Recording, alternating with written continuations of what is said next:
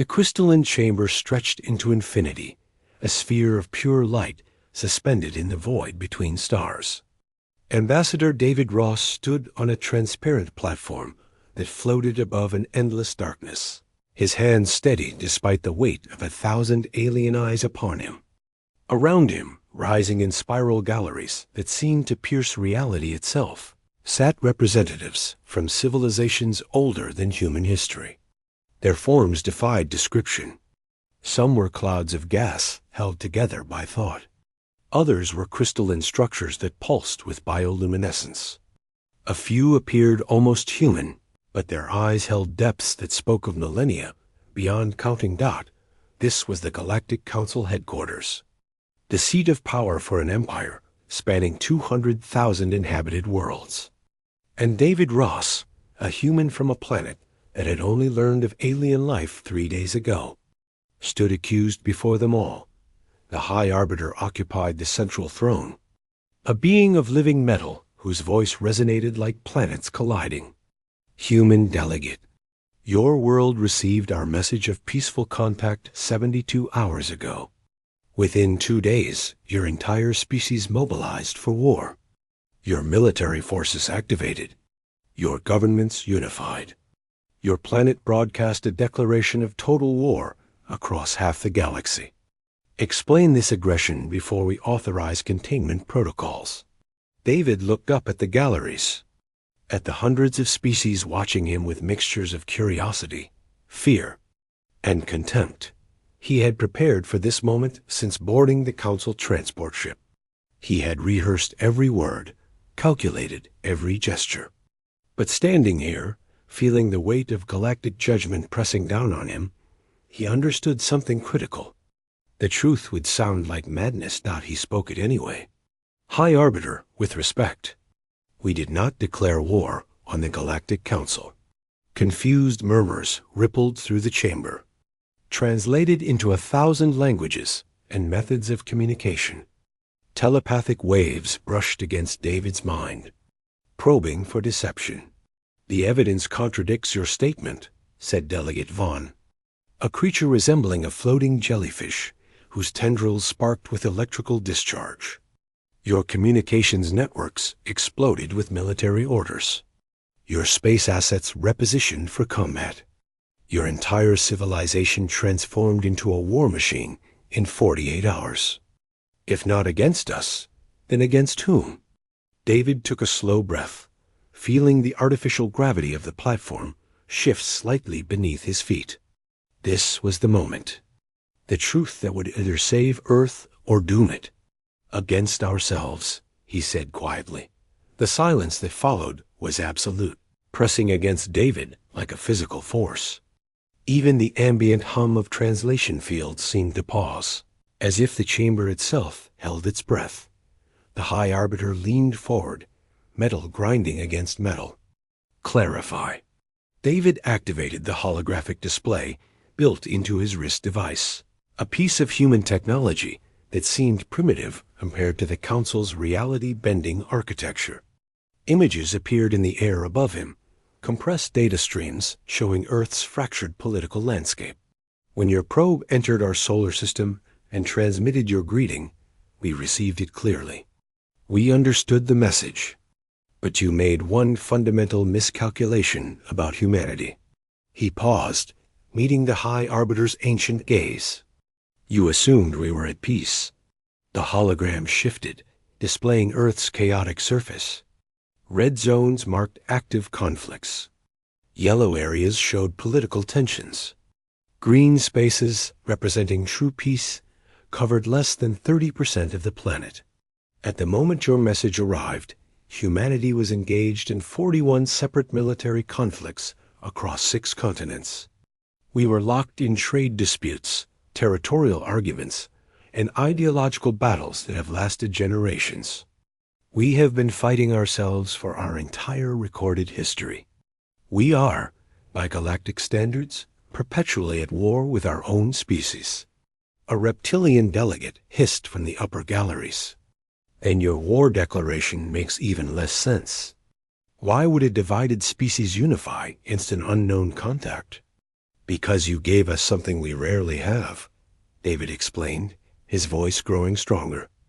A threat greater than each other. The hologram expanded, showing Earth's response in the 72 hours after first contact. Not chaos, but coordination. Military installations that had been aimed at rival nations suddenly retasking their sensors skyward.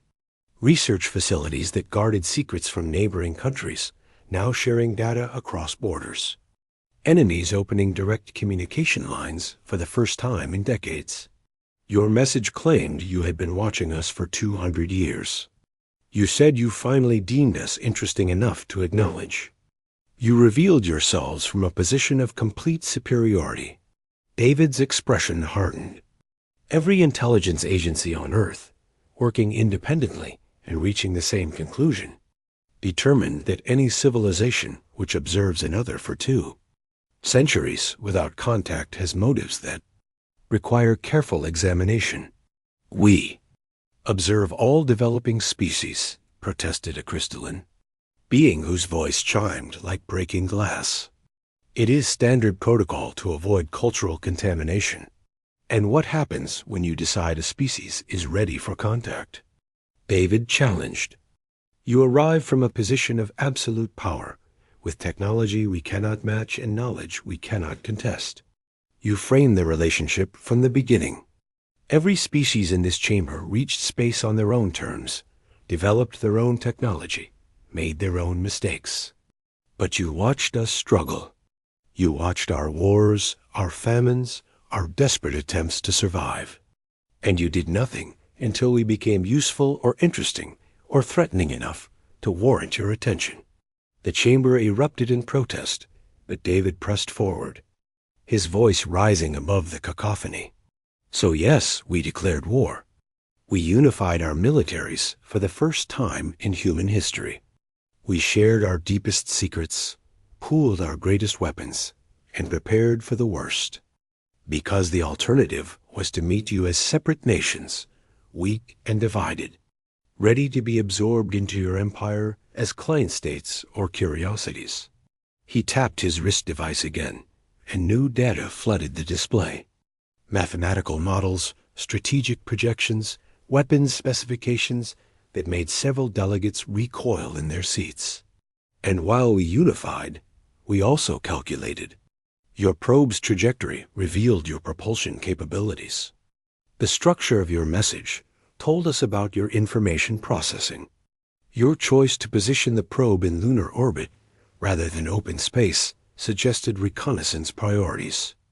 In 48 hours, humanity's military strategists analyzed everything. You showed us and developed response. Scenarios. David zoomed in on tactical displays that would look at home in any war room on Earth. We know we would lose an actual war. Our technology is centuries behind yours. But we ran the numbers.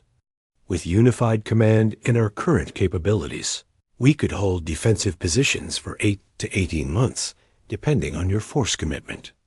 We would cost you hundreds of ships and thousands of casualties. The economic impact would destabilize your supply lines for decades. Several member species would likely question the value of bringing us into the Council by force. The High Arbiter's metal form seemed to settle, like a mountain finding new equilibrium. You would wage a losing war simply to make victory expensive? We would wage a losing war to establish our position, David corrected. We refuse to enter galactic civilization as supplicants. If the Council wants a relationship with Earth, it will be negotiated between relative equals, or it will be contested between enemies. Those are the only options we will accept. Delegate Vaughn's tendrils sparked brighter. This is unprecedented. No species has ever demanded equality before proving themselves worthy. Then perhaps you have been selecting the wrong species for contact, David replied calmly. Or perhaps your selection criteria ensure you only encounter civilizations desperate enough or weak enough to accept subordinate status. The galleries exploded in argument. Telepathic debates crashed against David's mind like waves. translation matrices overloaded with emotional content. Through it all, David stood quietly, waiting. The High Arbiter raised one massive hand, and silence gradually returned. Ambassador Ross, you claimed humanity poses no threat to the Council if treated as equals. But your war declaration and rapid militarization suggest otherwise. How can we trust a species that unifies for war within days? David allowed himself a small, calculated smile. High Arbiter, you are asking the wrong question. The question is not whether you can trust us. The question is whether we can trust you. And your response to our defensive posture will answer that question definitively. He gestured to the assembled council. You summoned me here for judgment. You hold all the power in this chamber. You could order Earth's quarantine, could seal our system behind barriers we cannot breach, could reduce our planet to a galactic backwater with a single vote. But you brought me here instead of simply acting. That suggests uncertainty. You are not sure how to handle a species that refuses to follow your standard. Integration protocols. The High Arbiter was silent for a long moment. This tribunal is adjourned. The medal being finally announced. The Council will deliberate on humanity's status. Ambassador Ross, you will remain in our custody pending a decision. As the platform began descending into the darkness below the chamber, David allowed himself to relax slightly. The first stage was complete. He had said everything he came to say, revealed the strategy Earth's leaders had developed during 3 desperate days of unified planning. But as energy fields formed around him, as alien guards that existed partially outside normal space took positions at his sides, David caught something in the High Arbiter's final glance. Not anger or fear, but something more unsettling. Recognition. As if the Council had been waiting for a species like humanity. As if this entire scenario had been anticipated, planned for, prepared against. David felt ice form in his stomach as he descended into holding. Earth had gambled everything on this confrontation, betting that the Council would respect strength and strategic thinking over submissive gratitude. But what if the Council had seen this kind of defiance before? What if they had protocols specifically designed to handle species that refused to accept their place? And most terrifying of all, what if Earth's war declaration had not surprised them at all, but had instead confirmed exactly what they had been waiting to see? The platform touched down in a featureless gray chamber, and the energy field solidified into walls. David was alone now, cut off from Earth, from any support or guidance. The real trial, he realized, was only beginning. David woke to wrongness. The gravity felt lighter than Earth's standard, and the air tasted of metals he could not name. His eyes opened to walls that absorbed light instead of reflecting it, a perfect gray that hurt to focus on.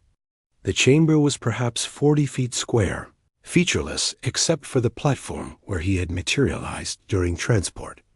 He sat up, military training overriding disorientation. His suit remained intact, though his communication devices were gone. He was alone in a cell that felt less like imprisonment and more like observation. The High Arbiter's voice filled the chamber, coming from everywhere and nowhere. Ambassador Ross, before the Council reaches its verdict, one final assessment is required. Your planet faces what we call the trial of fire.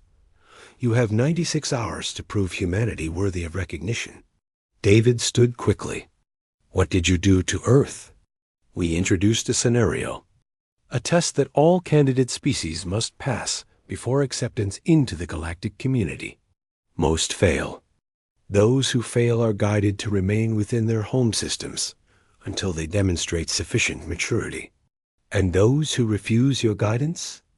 The pause that followed told David everything he needed to know. That has never been necessary. The High Arbiter finally said, 18 hours earlier.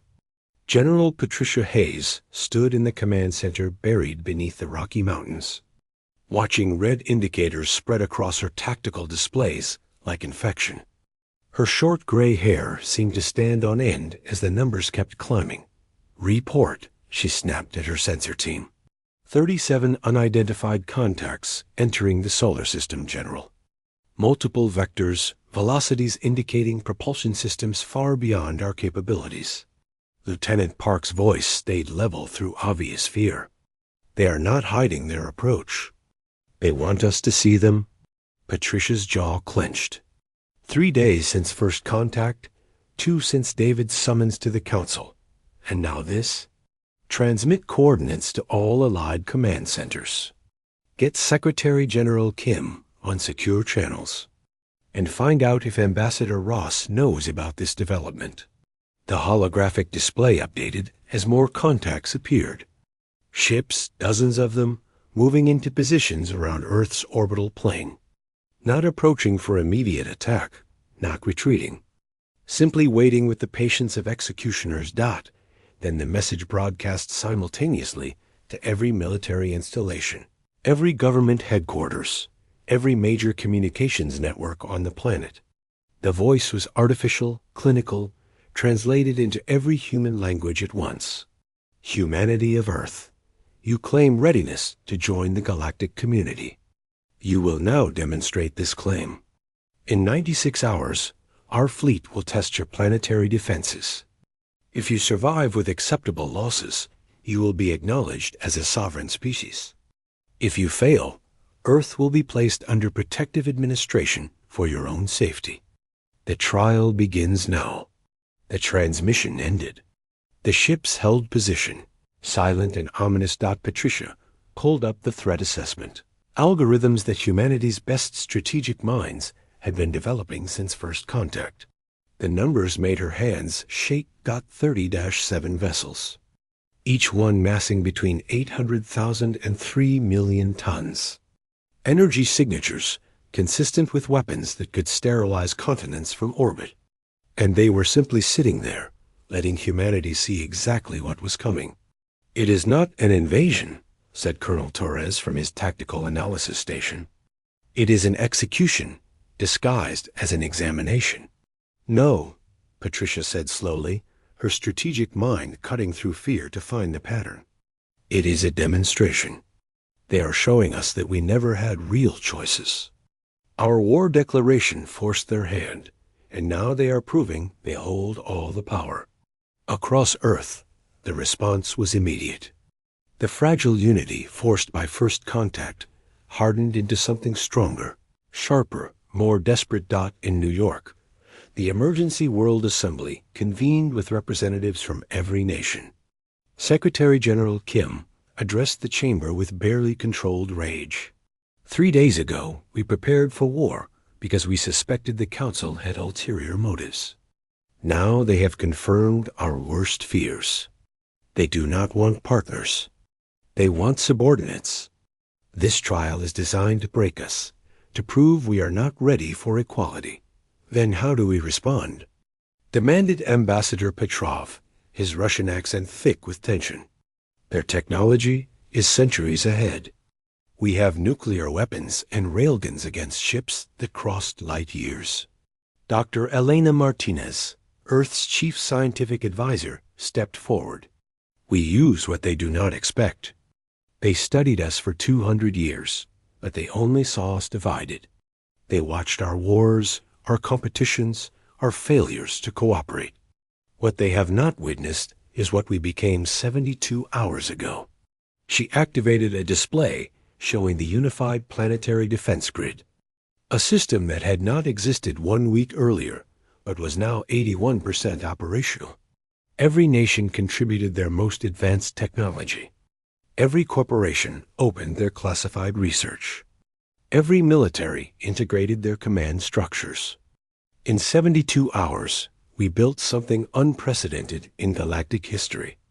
A planetary defense network created by a species that evolved through constant conflict with itself. Will it be enough? Kim asked quietly. Elena's expression was grim. Against 37 ships with superior technology? No, but it might be enough to make our defeat costly enough to matter. 24 hours into the trial, Earth transmitted its response. Not to the fleet, but directly to the Galactic Council headquarters.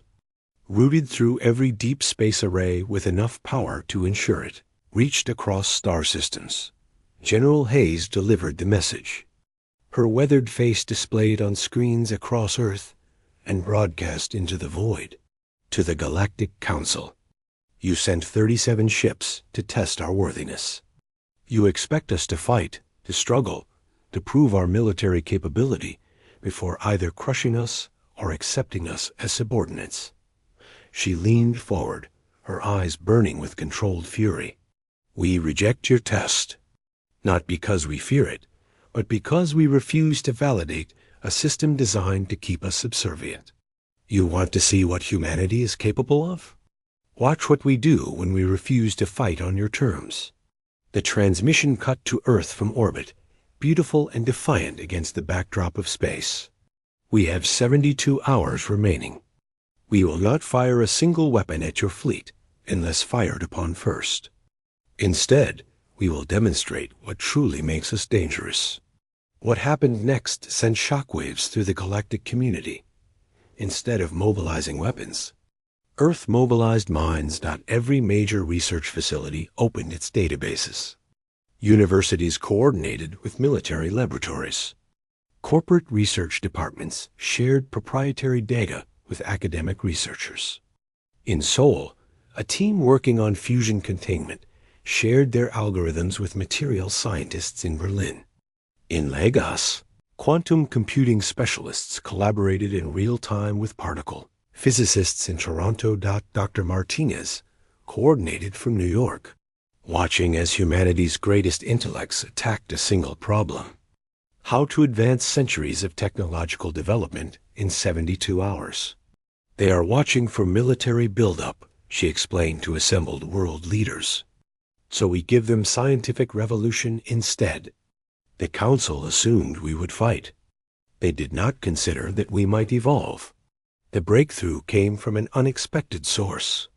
A doctoral student in Cairo named Ahmed Halil, working with data salvaged from the Council's original probe, the propulsion system. He announced in a 3 a.m. video conference with scientists across the planet. It does not overpower physics. It negotiates with space-time itself. The distinction seemed academic until he demonstrated the mathematics. Council technology did not brute force its way through space. It found paths of least resistance through quantum fluctuations, treating reality as a medium that could be reasoned with rather than conquered. We have been trying to force our way to the stars. Ahmed continued, exhaustion evident, but excitement undeniable. But space-time responds to elegance, not force. Within 18 hours, teams in 9 countries were constructing prototype drives based on his insights. They would not match Council technology, not yet, but they proved something crucial.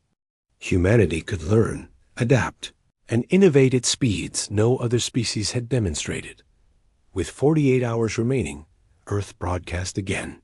This time, the message included raw data, streams of scientific discoveries, technological innovations, theoretical breakthroughs achieved in just 48 hours of focused cooperation. General Hayes reappeared, but she was not alone. Beside her stood Dr. Martinez, Secretary General Kim, and Ahmed Halil, representing military strength, scientific brilliance, political unity, and human potential.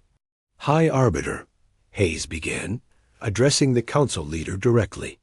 You are watching from wherever you hold Ambassador Ross. Here is what we need you to understand. Your test measures our capacity for violence. But violence is the least interesting aspect of humanity. Ahmed stepped forward, nervous but determined. In 48 hours, we advanced our understanding of faster-than-light travel by approximately 40 years. We synthesized materials that should not exist according to our previous models. We solved 11 problems that your species required an average of 300 years to crack. And we did it Martinez added, by doing what we do best.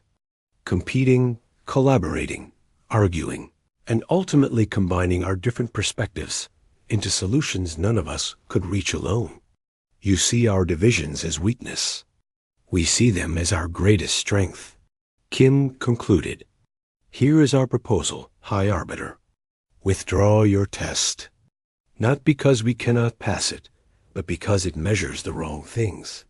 You want to see what humanity is capable of? Give us 50 years of peace, access to galactic knowledge, and the freedom to remain ourselves. Then watch what we build.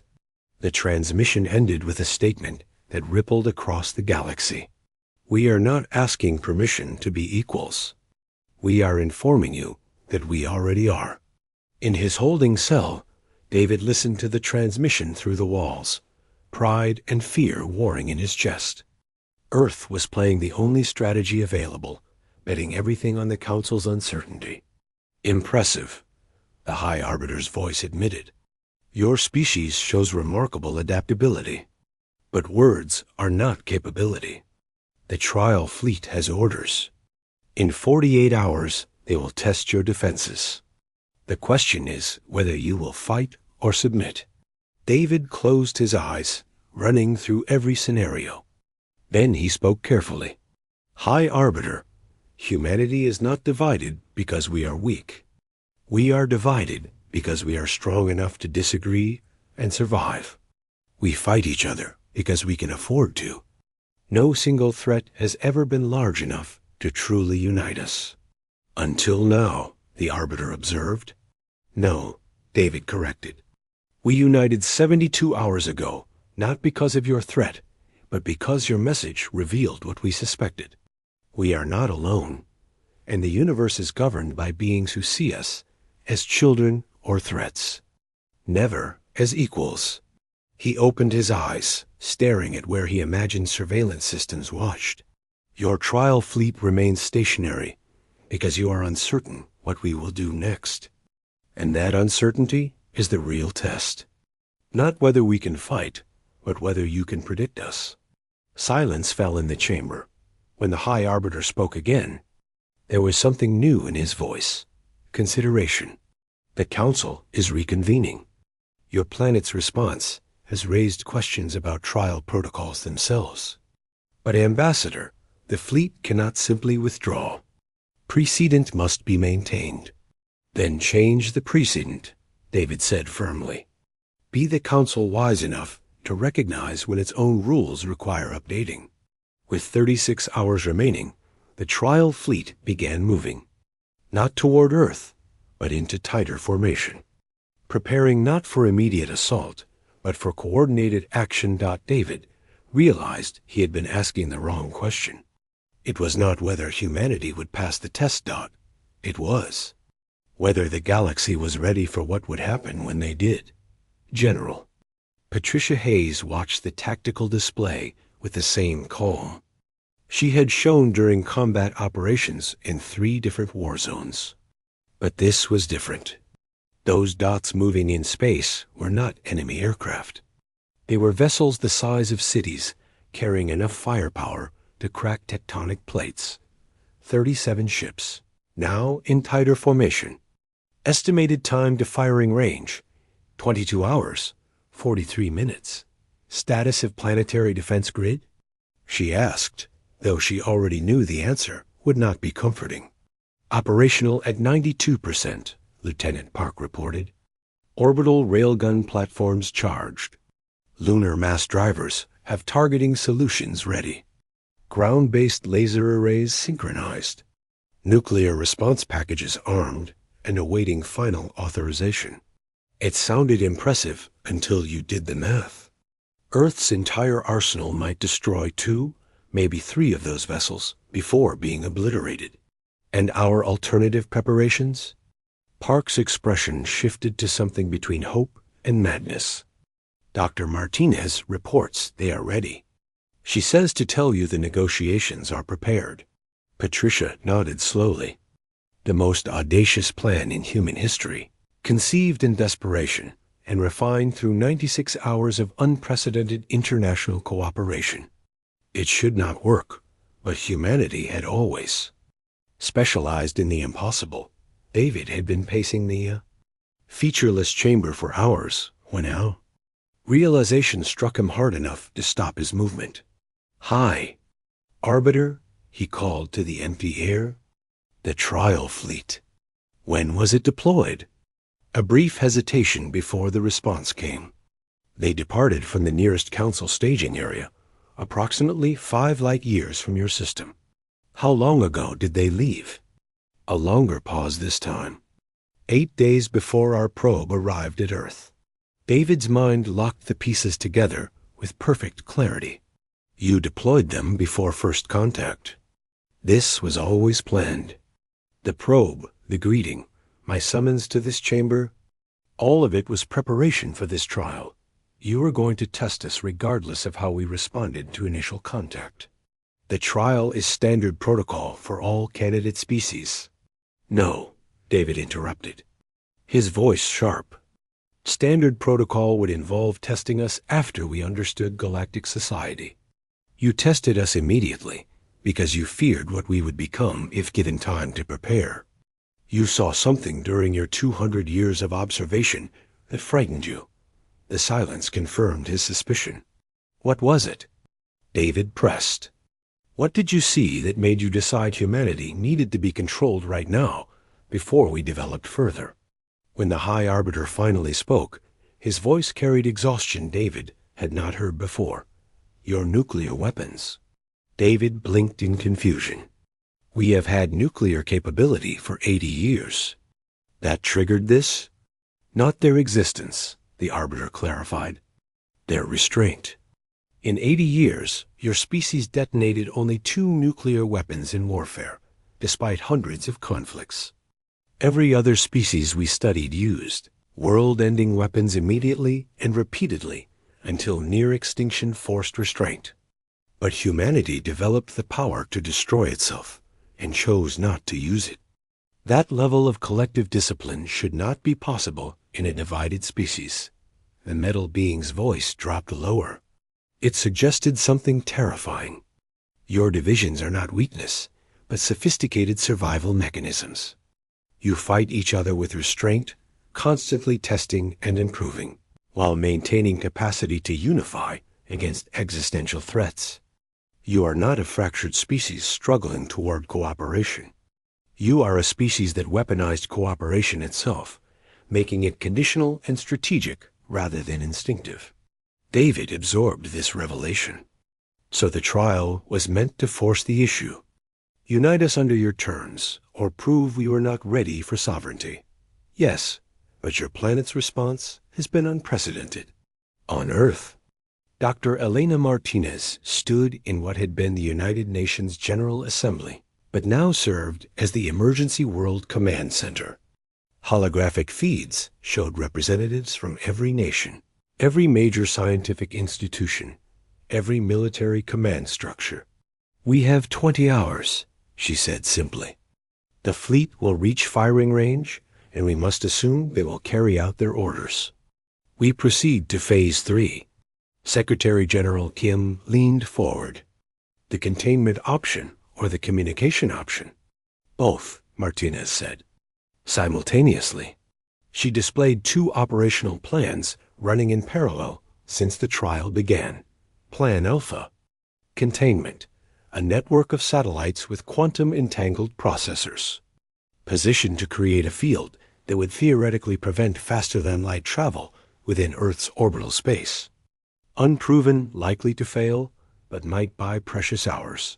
Plan Omega: communication, a transmission protocol based on Ahmed Hallel's breakthrough, designed to interface directly with Council ship navigation systems. Not to hack them, but to speak to them in the language of physics itself. "We are going to negotiate with their ships?" Ambassador Petrov asked incredulously. "Not negotiate," Ahmed corrected, appearing via holofeed from Cairo, where he had been working continuously. "Reason with them? Their ships navigate by finding paths of least resistance through space-time. We can make Earth a path of maximum resistance." make approaching us more difficult than leaving us alone. You want to make Earth slippery, General Hayes said, understanding dawning. Exactly. We cannot fight their weapons, but we can make their vessels not want to be here. Like making water flow around a stone rather than over it. The audacity of the plan hung in the air for 3 seconds before everyone nodded. They had passed beyond conventional thinking into pure innovation, born of desperation. Activate both protocols, Kim ordered, and prepare the final transmission. With 18 hours remaining, Earth broadcast again. But this transmission was different. It aimed directly at the 37 ships, transmitted on frequencies that should be impossible for humans to access. The message was direct. To the vessels of the trial fleet, we know you operate under sealed orders from the Council. We know your mission requires you to engage our defenses if we resist. But we also know you are not simple machines. You are computing optimal outcomes. The transmission included mathematical proofs that Ahmed's team had developed. Elegant equations showing how quantum navigation drives functioned, including details the Council likely never shared with humanity. We calculated something interesting. If you attack Earth and we defend with maximum force, mission success probability is 93.4%. But resource cost is catastrophic. Not just to us, but to you. We will damage you badly enough that several vessels will require years of repair. The economic impact will destabilize Council logistics for decades. A pause to let the mathematics register. Here is the alternative. Return to the Council and report that humanity passed the trial by demonstrating strategic wisdom. We proved we could fight, but chose not to. We could unite, but chose to remain diverse. We could develop weapons, but chose to develop knowledge instead. Probability of this outcome being accepted as trial completion, 64.7%. Another pause. The choice is yours. You are intelligent enough to make it without Council permission. We calculated this. We suspect you did too. The question is whether you are brave enough to update your mission parameters when presented with better data. The transmission ended with coordinates. Locations in neutral space where Earth's first faster-than-light test probes would emerge in 30 days, assuming humanity survived. A gift of trust, the message concluded. Either way, you will know where to find us. For 8 hours, nothing happened. The trial fleet continued its approach. Silent and seemingly unstoppable. Patricia watched the countdown timer with her command staff. Everyone aware they might be witnessing humanity's final hours as a free species. Then, with 10 hours remaining, the fleet stopped. Complete stop. Relative to Earth's orbital plane. Holding position just outside the range where they could strike without warning, but humanity could still theoretically respond. Are they waiting for something? Park whispered. They are thinking, Patricia realized. We gave them a problem more interesting than their orders. The wait stretched agonizingly. Minutes became hours. Earth held its collective breath. Then, with 6 hours remaining in the trial period, the fleet transmitted. Not to Earth, but to the Galactic Council. The message was encrypted, but Earth's quantum computers, pushed beyond their theoretical limits, cracked it within minutes. The translation made Patricia laugh for the first time in days. Mission parameters insufficient. Request clarification. Primary objective is demonstration of species capability or establishment of Council dominance. Observed species demonstrates strategic sophistication beyond trial parameters. Recommend immediate revision of first contact protocols for divided cooperative species. Awaiting updated orders. The fleet was asking the Council to explain what they were really supposed to be testing. In his cell, David felt the shift in ambient energy, the quality of silence changing.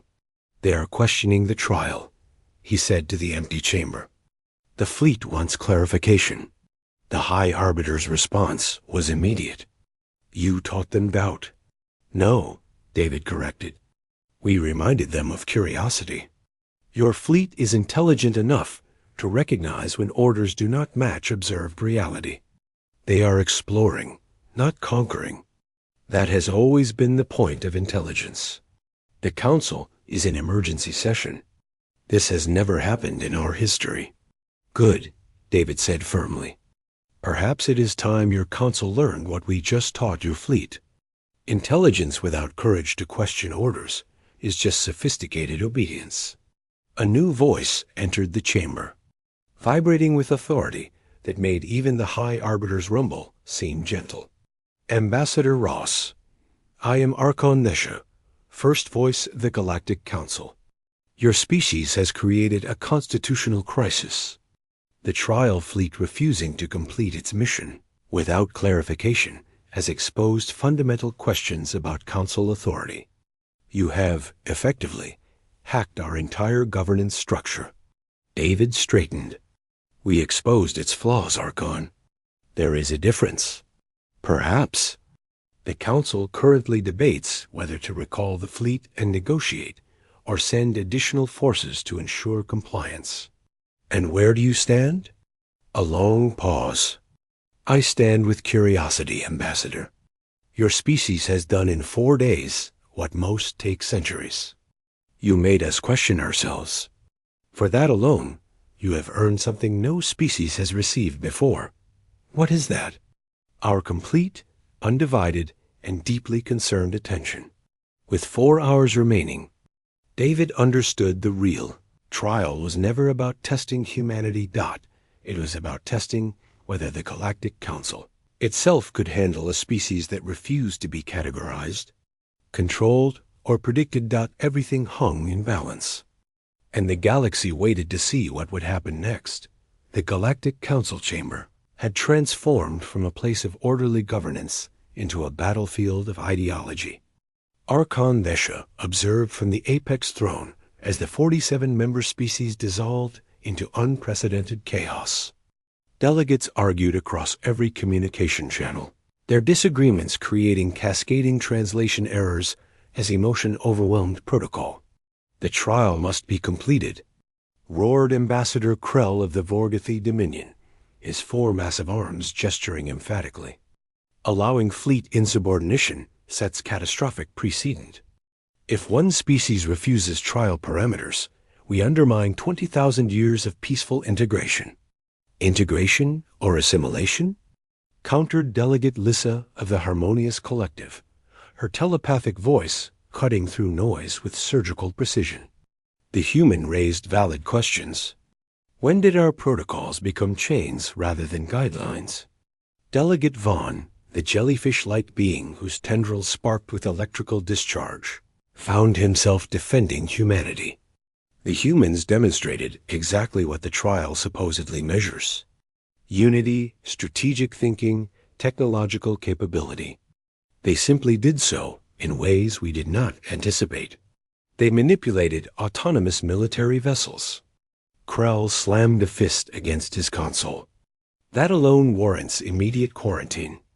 They reasoned with them, Nesha corrected quietly, but her voice carried above all others. There is a significant difference. The Archon rose, her form, a flowing mass of luminescent particles shifting between solid and energy states, commanding immediate silence. This emergency session will continue. But first, Ambassador Ross will address this council directly. Bring him. When David materialized on the platform, he expected hostility. What he found was worse: uncertainty. The council did not know how to proceed with humanity. And for beings who had governed the galaxy for millennia, uncertainty was more dangerous than warfare. Ambassador Ross, Nesha began, her tone carefully neutral. Your planet's response to the trial has created an unprecedented situation.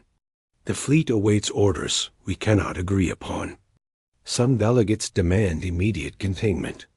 Others propose full recognition. Still others suggest we abandon first contact entirely and reseal your system for another millennium. David scanned the chamber, reading factions, alliances, fracture lines. And you, Archon? What do you propose? I propose we admit the truth. The trial is always flawed. We designed it during an era when the galaxy was smaller, when species encountered each other through exploration rather than long-term observation. We watched your planet for 2 centuries, learning your languages, your cultures, your conflicts. Then we approached you as if you were primitives encountering civilization for the first time. She turned to address the full council. The humans responded not as innocents, but as people who knew they were being evaluated. They treated first contact as negotiation, because we gave them 200 years to prepare, even if we did not realize we were doing so. Protocols exist for reasons. Krell insisted. Without structure, chaos follows.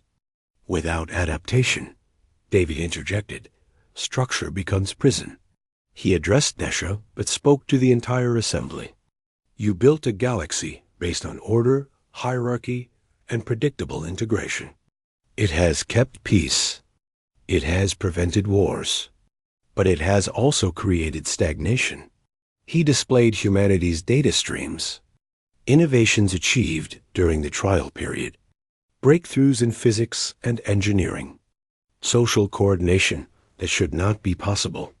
In 4 days, my species advanced decades because we had to. We unified because we needed to. We innovated because we had no choice. Your system does not encourage that kind of growth. It manages it, controls it, slows it to acceptable rates. For stability, another delegate protested. For comfort, David countered. The Council has achieved peace, but you sacrificed the creative chaos that drives evolution. You watched Earth for 2 centuries, but what you were really watching was what you used to be. Messy, unpredictable, dangerous, and alive. The chamber erupted again. Letitia raised a hand. Her form brightened, particles spinning faster. You claim we fear humanity's potential. Be specific. What do you believe we fear? David took a breath. This was the critical moment. You fear that we will show the rest of the galaxy there is another way. That order and chaos are not opposites, but partners. That a species can be divided and strong, competitive and cooperative, warlike and peaceful, all simultaneously. You spent millennia building unified galactic civilization, but you homogenized yourselves in the process. We threaten that because we prove diversity is not just something to manage. It is something to weaponize. On Earth, General Hayes received the transmission from the Council chamber. Earth surveillance satellites had been monitoring Council communications since hour 1 of the crisis. Ross is buying us time, she told her command staff. But the fleet still holds position. Whatever happens in that chamber, we must be ready for both outcomes. Dr. Martinez appeared on the holofeed, exhausted but determined. The quantum field generators are fully operational. If the fleet receives orders to attack, we can activate the containment field. It will not stop them, but it will slow them enough to make our final point. Which is? Secretary General Kim asked. That even if they defeat us, they will have to work for it.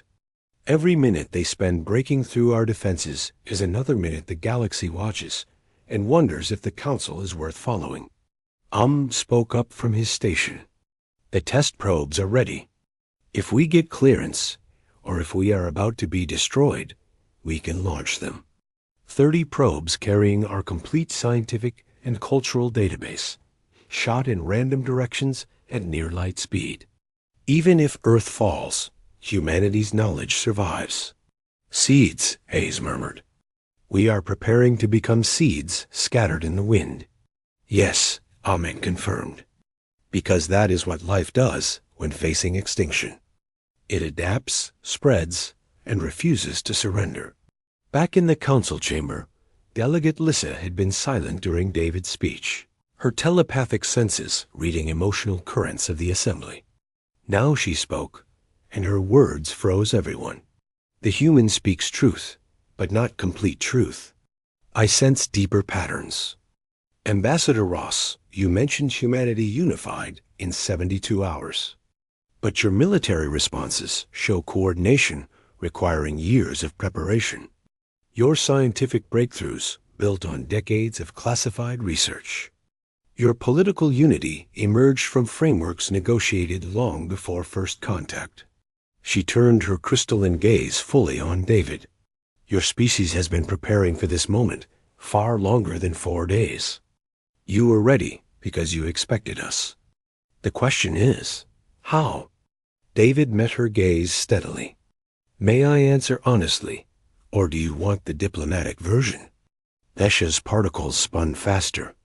Honest truth, Ambassador. We are past the point of gentle lies. Fine, David straightened. For 70 years, since we first looked at stars with radio telescopes and found silence. Too much silence. The universe should be full of intelligent signals, but it is not. We developed 2 hypotheses. Either we are alone, or someone is enforcing quiet. He gestured to the chamber. We detected your observation probes 30 years ago. Subtle gravitational anomalies, sensor echoes that did not match natural phenomena. We could not prove it, but our intelligence agencies compiled evidence that Earth was being watched. So yes, we prepared.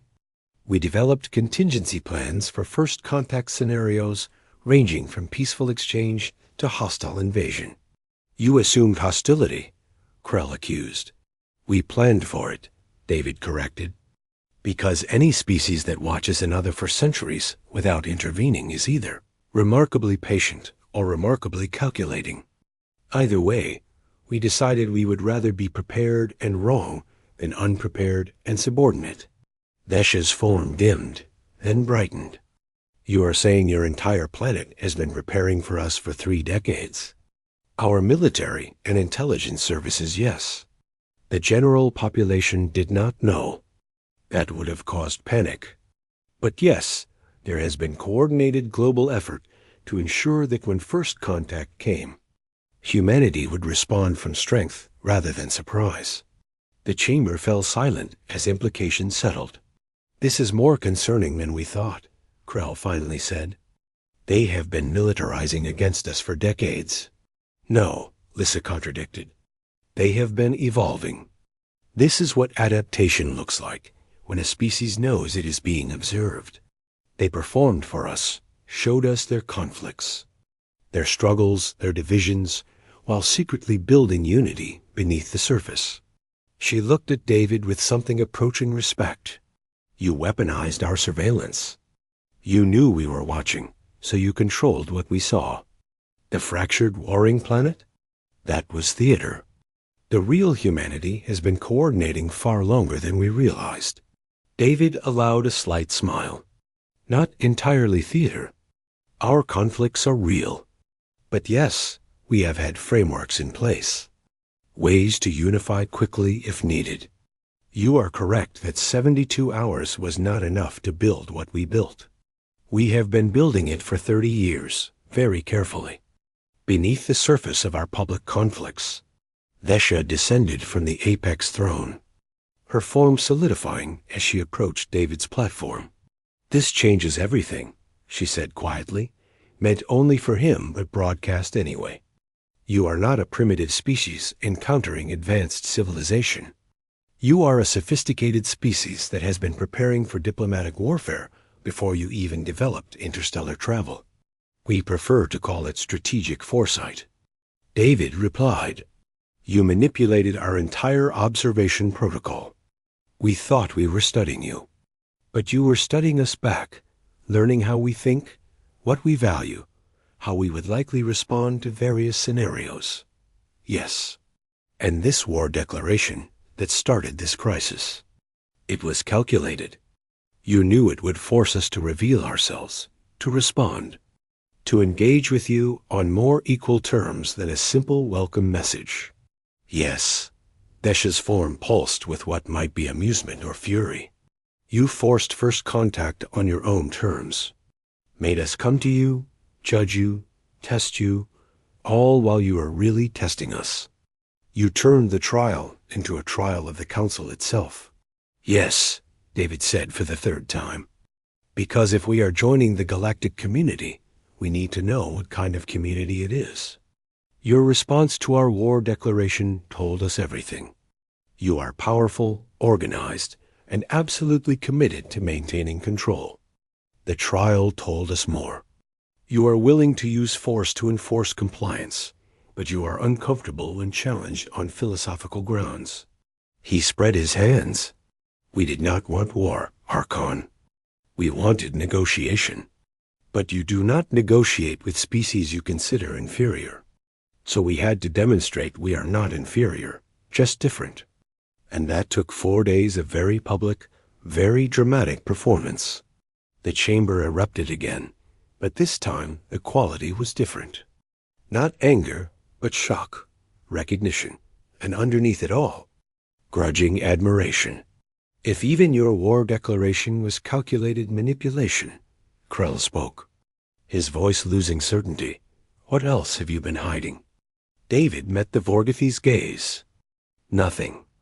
That is the beautiful part. Everything we showed you during the trial was real.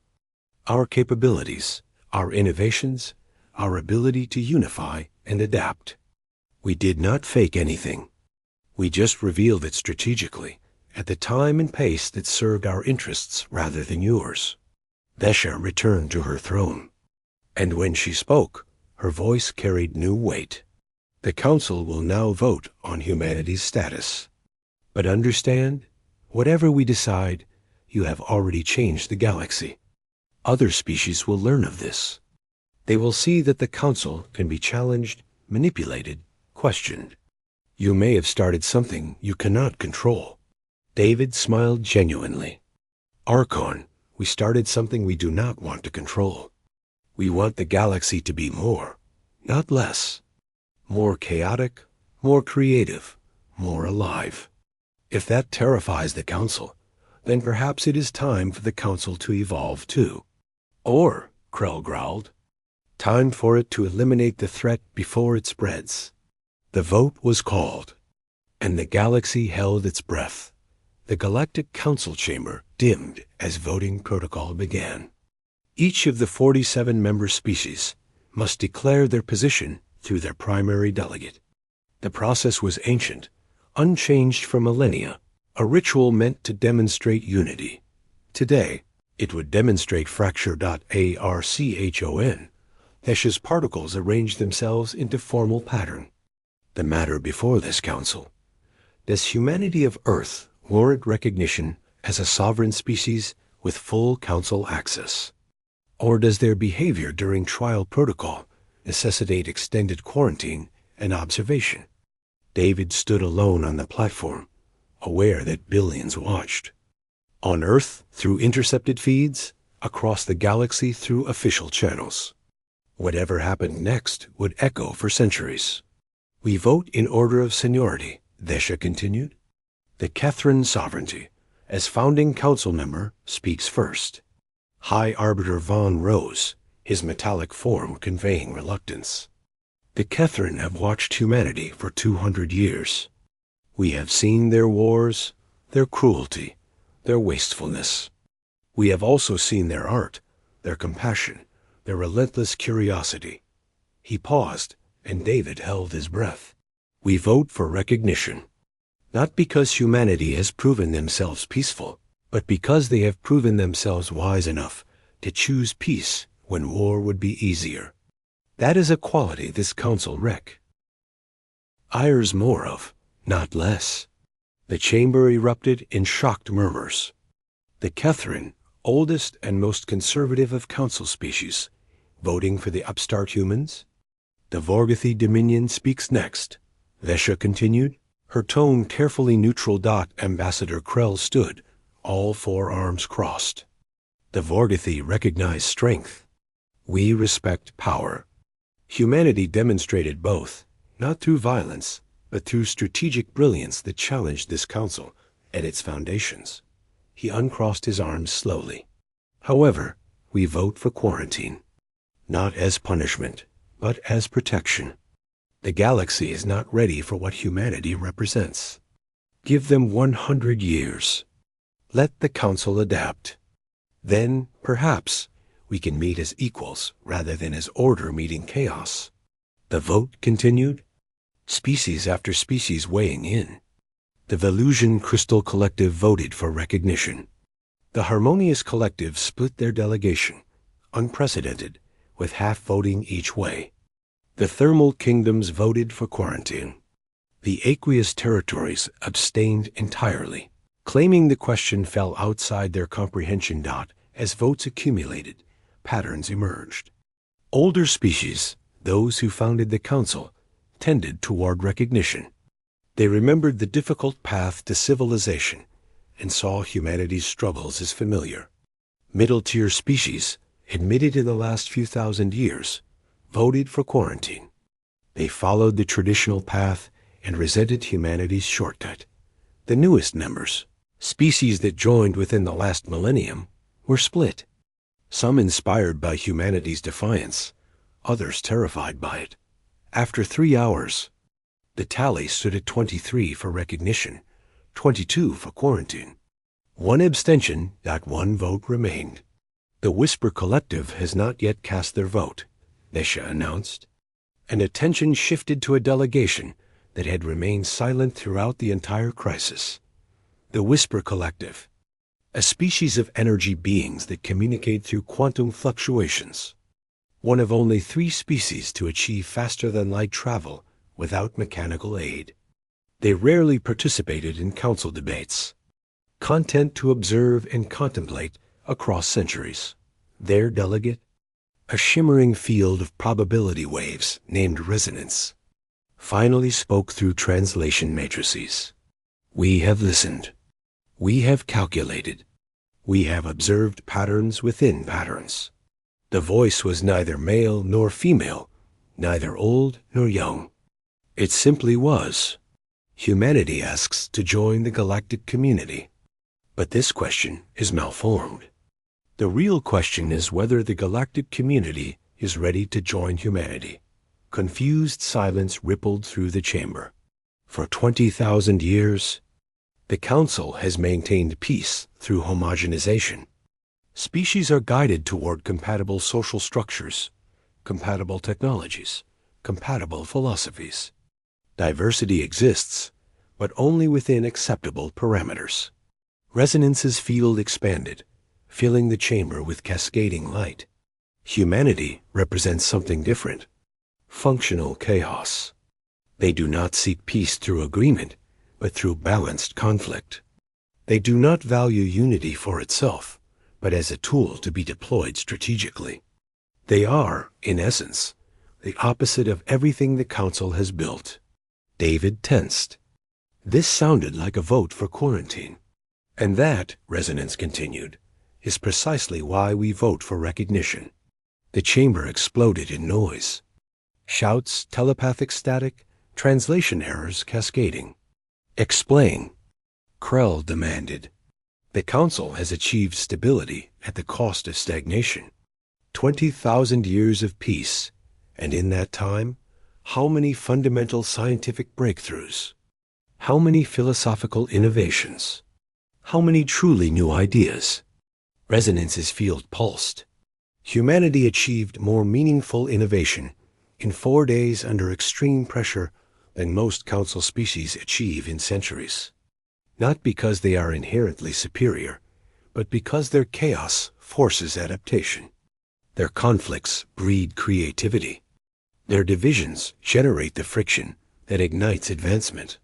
The delegate turned to face David directly. Human, your species will disrupt the Council. You will challenge our comfortable assumptions. You will make us uncomfortable, angry, and uncertain. We vote for recognition because that is exactly what this galaxy needs. We have been comfortable for too long. The final tally, 24 for recognition, 22 for quarantine, 1 abstention by the narrowest possible margin. Humanity 1 in the command center. General Hayes watched the trial fleet begin withdrawal from Earth's orbital space. Slow, deliberate movements. Not retreat, but redeployment. They are leaving, Lieutenant Park confirmed, disbelief coloring his voice. All 37 vessels adjusting course away from Earth. The command center erupted in celebration. Shouting, tears, embraces between people who had been on the knife's edge of extinction for 4 days. But Hayes did not join the celebration. Not yet. Keep the defense grid active, she ordered. Maintain yellow alert status. Until we have formal confirmation and Ambassador Ross is returned safely, we stay ready. Dr. Martinez appeared on the holofeed, exhaustion transformed into something approaching euphoria. We did it. 4 days ago, we were a divided planet barely capable of coordinating relief efforts. Now we have negotiated with a galactic government. We unified enough to scare them, Hayes corrected. That is not the same thing. No, Martinez agreed, her smile fading slightly. It is better. Respect born from fear is still respect. Secretary General Kim addressed the planet through every available channel. Her voice steady despite emotion beneath. People of Earth, we have been recognized as a sovereign species by the Galactic Council. But this is not a victory. It is a beginning. The unity we achieved in crisis must now be maintained in peace. The innovation we demonstrated under pressure must become our standard.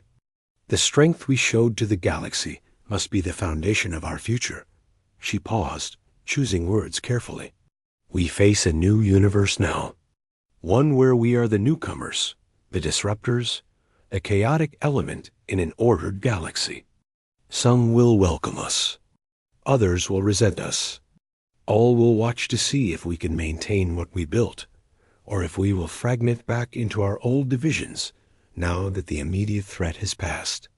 David felt the chamber walls dissolve.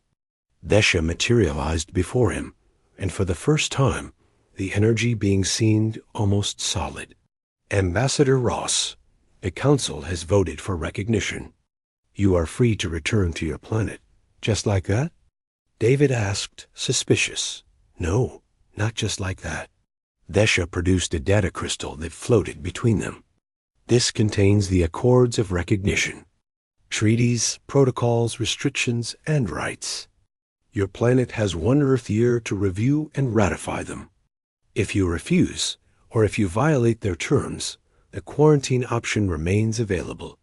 David took the crystal. Restrictions? Humanity is granted full council access, but not council membership. Not yet. You may establish embassies, participate in trade, access the Galactic Information Network. But you cannot vote on council matters, cannot establish military installations beyond your solar system, and cannot interfere in development of pre-contact species. So we are junior members. You are recognized members who have not yet proven long-term stability. Most species wait 500 to 1,000 years between recognition and full membership. You will likely be held to similar standards. David considered arguing, but recognized the strategic reality. They had won more than anyone expected. Pushing now would be greedy. I have a question, Archon. Why did the Catherine vote for recognition? The High Arbiter seemed to be leading the opposition. Desha's form pulsed with what might be warmth. Because, Ambassador, your species reminded him of something forgotten. The Catherine were not always metal. Eons ago, they were creatures of flesh and chaos, fighting and struggling and barely surviving. They chose to transform themselves into living metal for stability, longevity, peace. She gestured to the chamber. But they lost something in that transformation. The passion, the urgency, the desperate creativity that comes from knowing you are mortal and fragile. Watching your species these past days, the High Arbiter remembered what they were. He would not wish to return to that chaos, but he is grateful someone still lives it. David materialized in the command center to thunderous applause. General Hayes stepped forward, saluting before pulling him into a brief, professional embrace. Welcome home, Ambassador. You just negotiated Earth's independence through a combination of bluffing, philosophy, and making the galaxy think we are too unpredictable to manage. David laughed for the first time in 4 days. Essentially accurate. How is Earth? United, exhausted, and terrified of what comes next. The normal state of human civilization. Dr. Martinez pushed through the crowd, waving a tablet. David, we need to discuss the accords. There are clauses about technology transfer, cultural exchange programs, and something called developmental observation windows that sounds like they will keep watching us. They will, David confirmed. But now we know they are watching. That is the difference. Secretary General Kim appeared on the main display. Ambassador Ross, on behalf of the Emergency World Council, I am authorized to offer you a permanent position as Earth's Chief Diplomatic Officer. We will need someone who understands how to negotiate with beings who think in millennia. David considered the offer. A week ago, he was a mid-level diplomat hoping to make ambassador before retirement. Now he was being offered the most important diplomatic position in human history. I accept, Madam Secretary. On one condition, name it. We establish a training program. What we did these past 4 days, the rapid unification, the strategic coordination, the innovation under pressure, we need to ensure we can do it again. Not just in crisis, but as standard procedure. Kim nodded slowly. You are talking about institutionalizing the chaos. I am talking about weaponizing our greatest strength. Our ability to compete can cooperate simultaneously. The galaxy thinks we are dangerous now. Let us prove them right, but in ways that make us indispensable rather than just threatening. 6 months later, Earth's first interstellar embassy opened on a neutral station orbiting a brown dwarf star, equidistant from major council worlds. It was a modest facility. 20 staff members, mostly diplomats, scientists, and cultural liaison officers. David walked through the completed halls with General Hayes, who accepted a position as Chief Security Officer. First official visit tomorrow, she reminded him. Delegation from the Harmonious Collective. They want to discuss cultural exchange programs. And intelligence gathering, David added. They are all still trying to determine if we are a threat or an opportunity. Can we not be both? That is the plan. They reached the observation deck, where floor-to-ceiling windows looked out on the station, and beyond it, the stars. Earth was invisible from here. Too far, too small, just another point of light in infinite darkness. But from those lights, ships were coming. Human ships, built with technology humanity developed themselves, enhanced but not replaced by council knowledge. Fast, efficient, and carrying people ready to make their mark on a galaxy that thought it had seen everything. Do you think it will last? Hayes asked quietly. The unity? The cooperation? David watched a human vessel dock at the station, the first of many. Honestly? No, we are already seeing cracks. Nations arguing over resource allocation. Corporations demanding access to alien markets. Old rivalries resurfacing now that immediate crisis is past. Then what was the point? The point, David said, is that we proved we can unify when it matters. We do not have to be unified all the time, just competent enough to pull together when stakes are high enough. He turned from the window. The Council maintains peace through constant unity. We will maintain it through strategic chaos. Fighting and arguing and competing with ourselves 90% of the time, but snapping into unified focus the moment we need to. It is messier, louder, and probably more stressful for everyone involved. But it works, Hayes finished. But it works. That night, David recorded a message to be transmitted throughout council space. Earth's first official statement as a recognized species. To the civilizations of the Galactic Council, Humanity greets you not as supplicants seeking guidance, but as partners offering collaboration. We come to the stars carrying our divisions, our conflicts, our chaotic nature. We will not apologize for this, nor will we change to fit your expectations of what a civilized species should be. He paused. For 20,000 years, you have maintained peace through order. We offer an alternative. Peace through balanced conflict. We will argue with you. We will challenge your assumptions. We will compete for resources, influence, and ideas. But we will also cooperate, share, and build together. Another pause. We are humanity. Divided and strong, chaotic and strategic, warlike and peaceful. We will disrupt your comfortable galaxy. We will make you uncomfortable. And in doing so, we will help you remember what it means to grow, to adapt, to evolve. He leaned forward. The universe is not a museum to be preserved. It is a laboratory to be explored.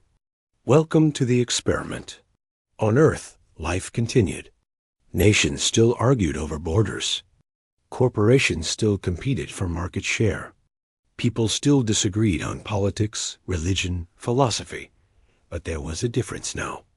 An awareness that they were being watched, not just by the Council, but by themselves. A recognition that they proved something important. That humanity's chaos was not a flaw, but a feature dot in Cairo. Ahmed continued his research, now with access to galactic databases that would have taken centuries to develop independently.